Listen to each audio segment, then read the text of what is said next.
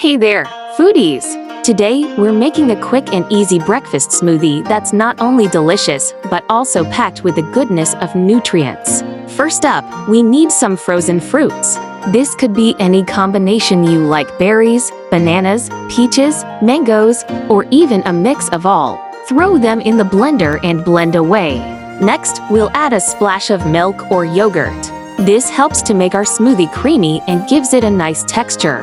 You can use almond milk or regular milk if you prefer, or maybe try adding Greek yogurt for some extra protein boost. Now for the fun part, the superfoods. Choose one or add them all: chia seeds, flaxseed oil, spirulina, wheatgrass powder. They're all optional but are excellent for your health. Blend it in and watch the magic happen. And lastly, let's add some ice cubes to chill our smoothie down. You can also add frozen spinach cubes or sliced bananas for a bit more flavor and texture. There you have it, a quick and easy breakfast smoothie that's healthy and tasty. Thanks for joining me today. If you enjoyed this tutorial, don't forget to like, share, and subscribe for more delicious recipes and cooking tips. Happy blending!